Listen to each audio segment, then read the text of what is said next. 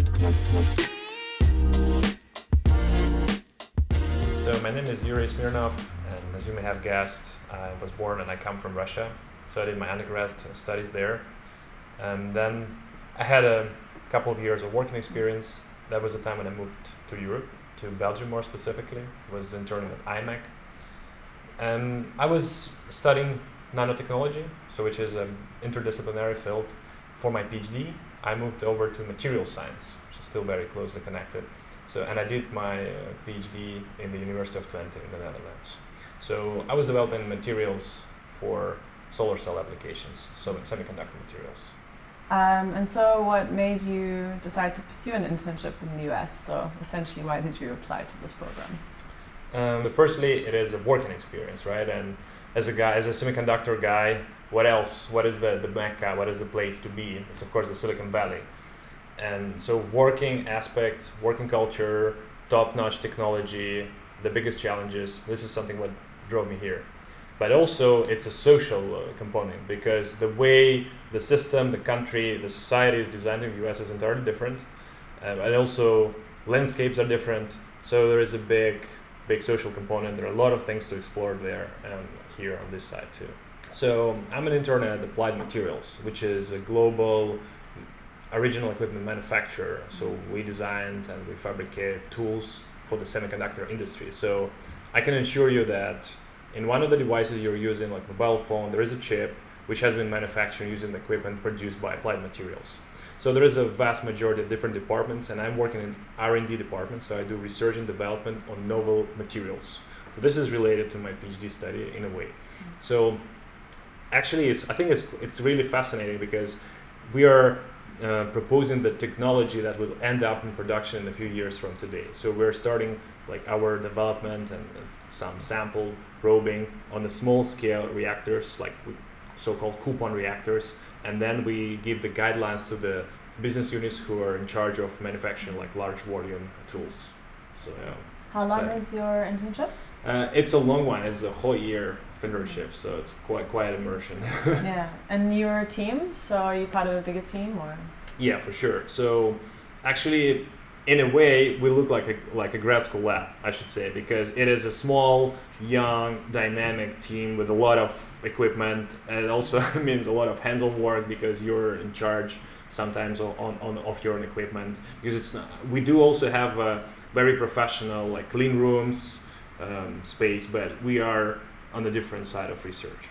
What did you learn about the work culture in the US, and how did it differ from what you were used to? Oh, what I definitely inherit from this time, I'm subscribed to a few bloggers who are making jokes about differences of work culture among US and Europe.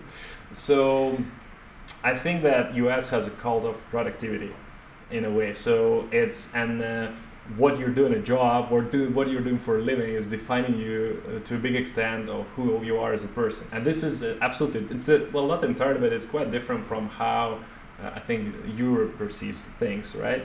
So in this sense, of course, so I'm not talking about hours, right? You know, or like who's working longer. It's more about the expectation and perception. So you're tightly associated with your career. So I think this is a major difference. But of course, it's also associated, I mean, it frames the way things work. I can only talk about myself because we are in the very forefront, our group where I'm interning at, is the very forefront of the development. So the pace is very high. We're working with the top names in the field, like the customers who are building the most advanced chips, and they want to, they want to increase their revenue, they want to deliver their product in tight deadlines and like cheaper. So it's a lot of push. And I cannot say if it's intrinsic to the US or the company, but definitely expectations are different. Yeah. And what's your main takeaway from this internship experience so far? It's a good question. So I guess it's not my first time that I've moved abroad, right? And actually not even a second. And I keeps getting reminded on maybe on a few key things here. And this is not an exception with the US internship, that you have to be open and you have to acknowledge and respect the differences. This is something and also this is personal. I tend to be very much focused on the work because this is what is the big part of the internship experience and you want to deliver. But in the end, it's about the experience as a package, I guess, because there is no point so when you come into Europe, there are many things which are designed in different fashion than in Europe.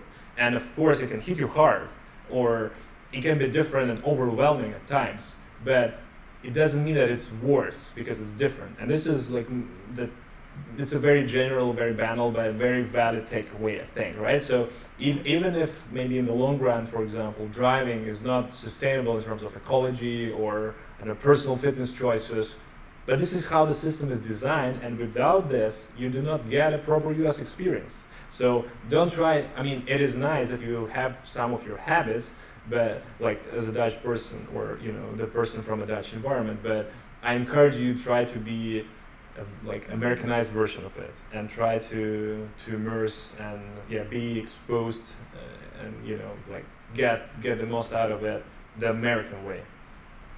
What would be your top piece of advice for future candidates? I think it actually ties nicely to the very previous question that we just touched, is that when you have such a drastic change, it can be overwhelming, but that's why I think it's very important to start slowly. So, because it is important to develop like fundamentals and to have a solid like basis and foundation. So, I really suggest that, and it's not only like logistics and the paperwork, and it's also important. But I'm sure everyone who will make to the internship will find a way to get a like bank card, credit card. It's more of a small things of your rituals, that if you like doing something, you like jogging, and it's not as easy as it could have been in the Netherlands, don't give up on that right now, because then it's much more difficult to break these habits or reintroduce them rather than start them from the beginning. So try to build a social circle straight away somehow. So don't like stick to something that brings you joy, and I think it's very important, because you need to have some kind of connection as you progress from one place to another. Otherwise, it can be a very abrupt transition. So that's one like more generic piece of advice. And the second one is, I said, network. Network is everywhere, and I'm talking about the way to get to the US, about the people you meet in the US, and about following up on the people you met in the Netherlands. So I think it's a unique opportunity, and the world is global. So, and US is it's a melting pot. So you never know who you end up having coffee with and how it will affect your career.